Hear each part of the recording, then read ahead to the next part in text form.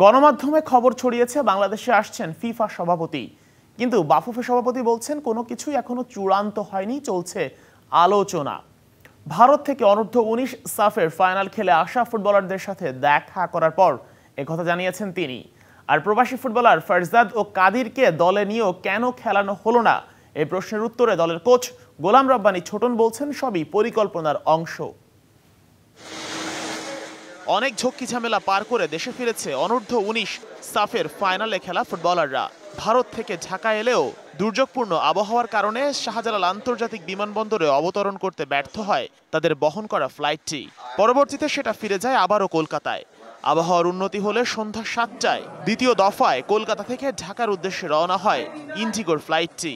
শেষ পর্যন্ত নিরাপদে দেশে পৌঁছায় যুবা ফুটবলাররা। সবাই দেশে ফিরে রওনা হয় বাফুফে ভবনের উদ্দেশ্যে।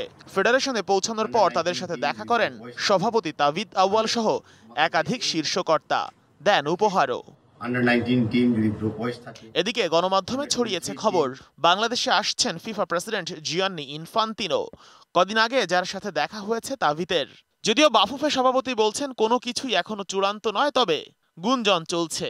আমি এক্সপ্রেশনটা আর একটু পরে দিব। দেয়ার ইজ সাম রুমার্স, আপনাকে আমি বলতে পারি এখন, বাট আমি ডেফিনেটলি রুমারগুলো ক্লিয়ার করে দিব। বাট আজকের জন্য লেটস রিফোকাসড অন আমাদের 23 জন আন্ডার-19 প্লেয়ার্স যারা as I said runners up হয়ে আসছে। অনূর্ধ্ব-19 সাফের ফাইনালে হেরেছে বাংলাদেশ। কোচের সমালোচনা হয়েছে সবচেয়ে বেশি। ইতালি থেকে আসা আব্দুল কাদির ও মেজর লিগের বয়স ভিত্তিকে খেলা ফারজাদকে দলে নিয়েও কেন খেলাননি কোচ, এই প্রশ্ন সকল ফুটবল প্রেমীর। যদিও কোচ জানিয়েছেন ম্যাচ পরিকল্পনার কারণেই তাদেরকে দলে নেওয়া সম্ভব হয়নি। এখানে আপনার প্রত্যেকটা ম্যাচই চ্যালেঞ্জিং। আপনার একটা টুর্নামেন্টে আমাদের একটা লক্ষ্য ছিল। তো আপনার প্রত্যেক ম্যাচের আপনার খেলার উপর নির্ভর করে আসলে আপনার প্ল্যানিং সবকিছু করা হয়েছে, এবং যার যখন আপনার খেলার অবস্থান বুঝে সুযোগ হয়েছে সেই আপনি খেলেছে। যুব সাফের ফাইনালে ভারতের কাছে টাই ব্রেকে হারে বাংলাদেশ, যে টুর্নামেন্টে গেলবারও চ্যাম্পিয়ন হয়েছিল লাল সবুজের টিনেজাররা। Sheikh Ashik, DBC news, Dhaka.